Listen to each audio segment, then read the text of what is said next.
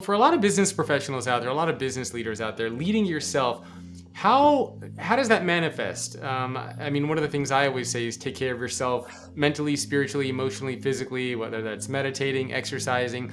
I mean, are these the types of things that you're talking about? Just doing whatever you need to do for yourself so that you can then show up each day for your people? Yeah, I would say it's both sides. And this goes back, these lessons. So the 3 rules of leadership that I talk about: leading yourself, leading others, leading always. Leading yourself really came about because when I had failed as a young leader, I wasn't doing that. I had a plaque that had all these famous quotes from these famous leaders when I was a brand new officer.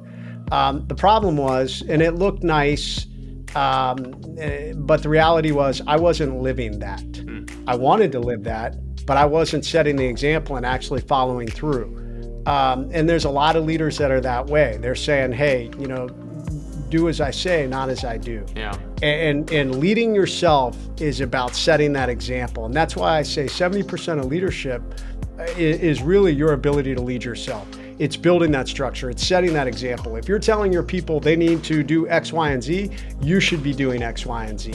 If you should be an example of fitness. You should be an example of a good communicator. You should be an example of a good family member. All these things are critical components of leadership that if you're not doing them, if you are telling your people they need to have balance with their family, but you're not showing that, then they're going to slide out of that also, because that's how we learn. We emulate our leaders, and we value what our leaders feel is important. So that's what I talk about with leading yourself.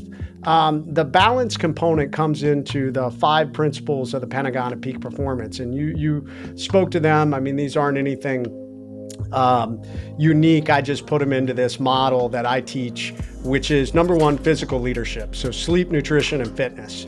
And interestingly enough, sleep is one that a lot of people don't talk about. As a matter of fact, as a SEAL, I get a lot of people that come up to me, especially in the business world, and they brag to me about, hey, I get by on only a few hours of sleep a night. And I always laugh with them. And then I slap them on the back and I say, hey, congratulations. You're chronically fatigued and not operating anywhere near your optimum potential. And they're like, wait, what?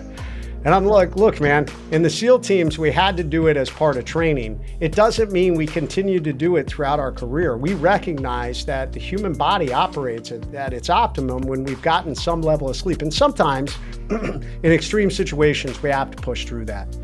But science has proven we are more effective when we've had good sleep, and you need to figure that out. So those 3 components: mental leadership is education, challenging our beliefs; mentorship, and managing our money, and building that overcome mindset; emotional leadership, how do we choose positivity in the face of negativity, and how do we remain even keeled with the highs and lows of everything we experience in life? How do we manage this round hole in our face that usually gets us in a lot of trouble with emotional leadership, especially as a leader? Number 4 is social leadership. How do you build your rings of influence with the people around you?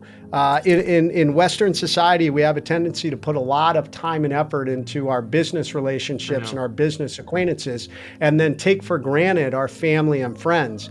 And I can't tell you how many people I know who had some catastrophic event come along, and it ended up wrecking their relationships, their marriage, and their kids, because they never put the time and effort into it beforehand. They just took them for granted. So I tell people, you've got to find balance. You've got to put time and effort. That's good social leadership. And then the last one is spiritual leadership. Jacob, you talked about meditation.